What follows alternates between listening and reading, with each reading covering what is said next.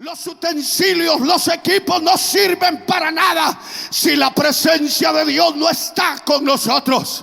Pero si Dios está en nosotros, podemos estar en una galera, podemos tener todo sencillo, pero Dios se va a glorificar cambiando vidas, transformando corazones, porque su presencia está en medio nuestro.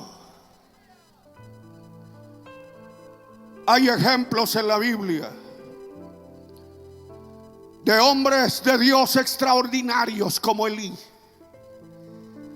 de hombres que Dios escogió de una manera poderosa,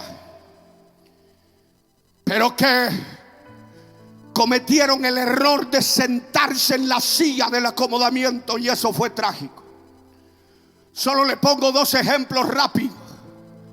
¿Se acuerdan de Sansón? ¿Se acuerdan de Sansón? ¿Han oído hablar de Sansón? Libro de los Jueces, capítulo 16 y verso 19 habla.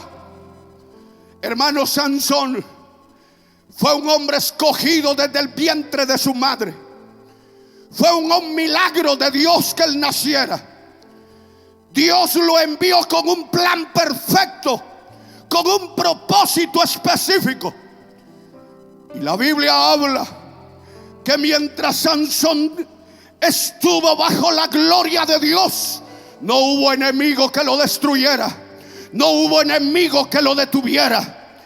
Pero en el capítulo 16 del libro de Jueces y verso 19 dice la Biblia que una mujer llamada Dalila hizo que Sansón se sentara en la silla del acomodamiento y que Sansón se durmiera en sus piernas.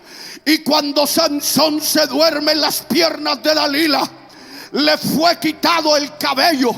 Las 7 guedejas del cabello le fueron quitadas. Y cuando la gloria de Dios se apartó de él, dice la Biblia que Sansón, cuando despierta, cuando vuelve en sí, una vez más quiso enfrentar a sus enemigos, pero se encontró impotente, no pudo hacerlo. Se volvió común como cualquier hombre, porque lo que le hacía diferente a él era que la gloria, la presencia de Dios estaba sobre él. Sansón, al perder la gloria, lo perdió todo. Solo les pongo otro ejemplo rápido. El gran rey David, quizá después de Jesús el más grande rey en Israel. Un hombre extraordinario que igualmente Dios ungió desde su juventud, que obtuvo victorias contra Goliat, contra muchos gigantes. Mientras la gloria de Dios estuvo con él, David fue invencible, David fue triunfador, David fue victorioso. Pero hubo un momento que la Biblia señala de David, quizá el único momento oscuro, el punto negro, el punto de fracaso en la vida de este gran hombre de Dios. Pero todo se debe a que se descuidó y se sentó en la silla del acomodamiento. Segunda de Samuel, capítulo 11, verso 1 y 2 habla cuando David tristemente cae en el pecado del adulterio con Betsabé. Pero ¿cuál fue la razón? El verso 1 y 2 de segunda de Samuel, capítulo 11 lo dice. Se lo resumo. Dice la Biblia: en los días que los reyes salen a la guerra, David se quedó en su palacio descansando. David se quedó en su palacio descansando en la silla del acomodamiento. Todo su ejército fue a la guerra, todos sus capitanes y generales fue a la guerra. en el tiempo que los reyes salen a la guerra, David se quedó descansando, David se quedó acomodado, y ese fue el motivo de su fracaso. Sentarse en la silla del acomodamiento es peligroso. Dios te ha dado dones, Dios te ha dado habilidades, Dios te ha dado la vida, Dios te ha dado la salvación, y Él espera que tú uses los talentos que Él te ha dado.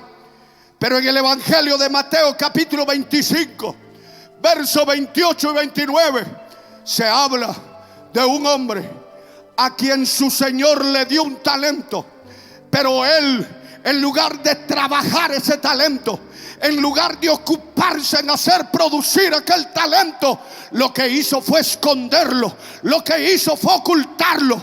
Pero llegó el momento, y ese momento nos va a llegar a cada uno de nosotros, cuando su Señor los llamó a pedirles cuentas por los talentos que les habían dado.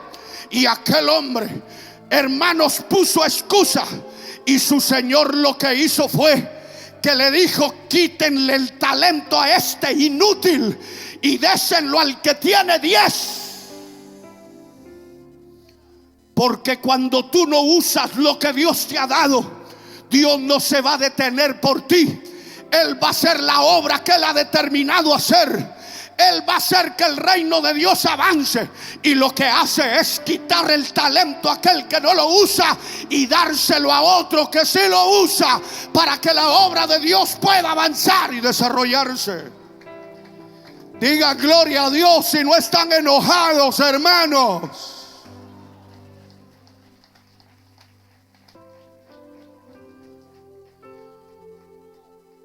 Lo terrible fue que Elí perdió el arca, perdió la gloria, perdió la presencia, porque se sentó en la silla del acomodamiento. Y oiga, con esto termino. Cuando Elí perdió la gloria, cuando Elí perdió el arca, inevitablemente la muerte llegó a Elí. Usted leyó en el capítulo 4 de Samuel, verso 18, que cuando Elí supo que el arca les había sido quitada, robada, dice que cayó hacia atrás y se desnucó, porque era hombre viejo y pesado. Viejo y pesado. Viejo y pesado. Póngale la mano al que está a la par suya, dígale: viejo y pesado. No se enoje.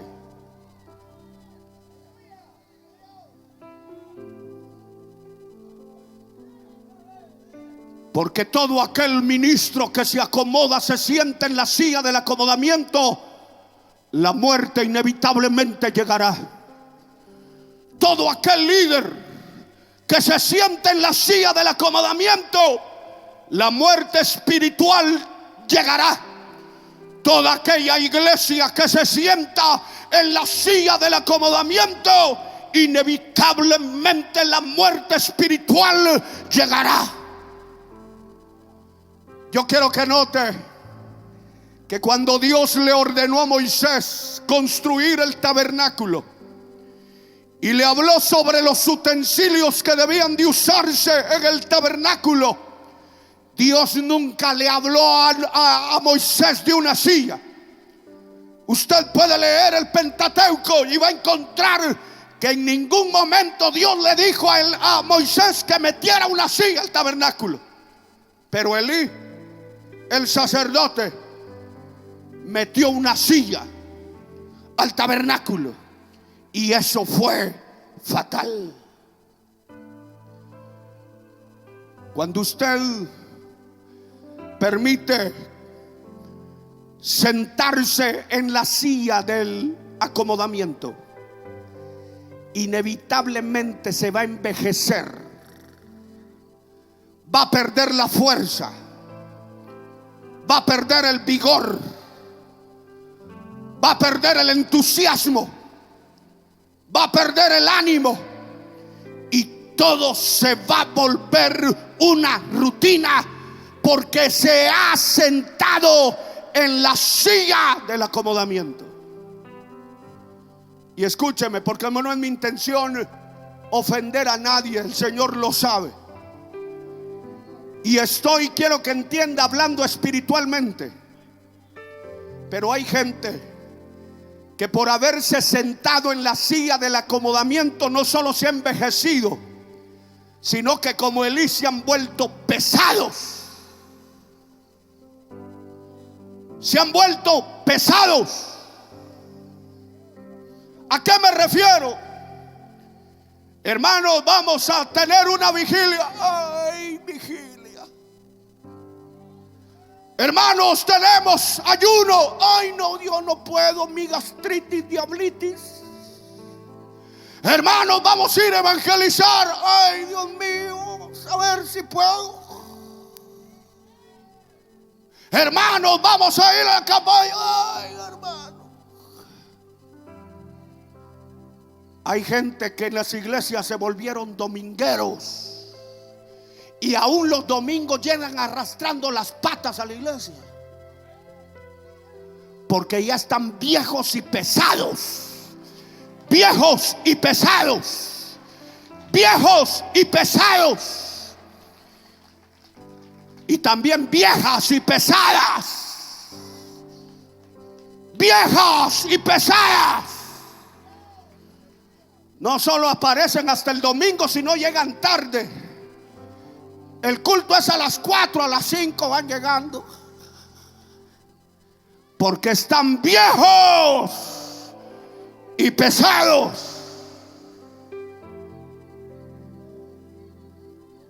Ya me voy, hermanos. Pero aguántense un poco. Elí se volvió viejo y pesado porque se sentó en la silla del acomodamiento. Pero hermanos, hay ejemplos positivos, ejemplos que nosotros debemos seguir, ejemplos de hombres como Pablo, que pelearon la buena batalla de la fe hasta el final de su vida. Hay ejemplos de hombres, solo le voy a poner dos rápidamente. Vaya, retroceda ahí conmigo, Deuteronomio, vaya rápidamente. Capítulo 34 de Deuteronomios. Rápidamente, ya terminamos. Porque los viejos y pesados ya se quieren ir, ya es tarde. Deuteronomio 34, ya lo tiene. Mire verso 1, abra bien sus ojitos. Dice, subió, diga conmigo, subió. Vamos, grítelo, diga, subió. Dice verso 1, subió Moisés de los campos de Moab al monte Nebo, oiga, a la cumbre del Pisga, que está frente de Jericó. Y le mostró Jehová toda la tierra de Galaad hasta Dan. Mira el verso 7. Era Moisés ¿de cuántos años? 120 años. 120 años cuando murió. Sus ojos nunca se oscurecieron, ni perdió su vigor. Aleluya. Vaya ahí adelante, Josué capítulo 14. Vamos rápido. Josué capítulo 14. Use su Biblia. Capítulo 14 del libro de Josué, versos 7. Mire lo que dice. Yo era de edad de 40 años cuando Moisés, siervo de Jehová, me envió de Cades Barnea a reconocer la tierra. Y yo le traje noticias como lo sentía en mi corazón. Verso 10. Ahora bien, Jehová me ha hecho vivir, como él dijo, estos 45 años Desde el tiempo que Jehová habló estas palabras a Moisés, cuando Israel andaba por el desierto. Y ahora he aquí, hoy soy de edad de ¿cuántos años? 85 años. Todavía estoy tan fuerte como el día que Moisés me envió. ¿Cuál era mi fuerza entonces? Tal es ahora mi fuerza para la guerra y para salir y para entrar. Moisés tenía 120 años y subió a la cumbre del monte Nebo, y dice a la cumbre del Pisga, 120 años. Yo conozco patojos de 15 años y parecen tortugas, apenas caminan. Güiros de 18, de 20, señoritas de 15, 20, y les dicen vamos a trabajar en la obra. Este tenía 120 años y subió a la cumbre del Pisga. Caleb tenía 85 años y no perdió su vigor. Moisés no perdió la visión, no perdió su fuerza. ¿Cuál era mi fuerza cuando era patojo? Tal es mi fuerza ahora que estoy viejo. Pregunto aquí, ¿habrá alguien que tenga 120 años aquí? Levante la mano a alguien que tenga 120 años. Bueno, tal vez es más fácil. ¿Habrá alguien que tiene 85 años aquí? Mire, el que está a la par suya es un patojo. Mire a la que está a la par suya, patoja. Nosotros debemos estar activos, debemos correr con el mensaje, debemos servir a Dios con entrega, con todo el corazón, que nada nos detenga. Avanzar, conquistar para la gloria de Dios.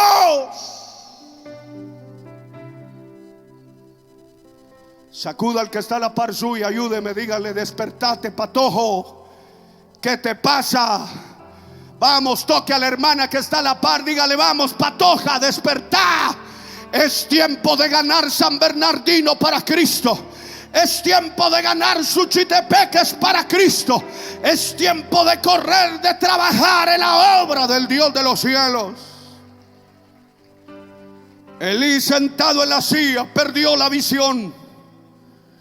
Elí, sentado en la silla, perdió el fuego por el ministerio. Elí, sentado en la silla, perdió su primer amor.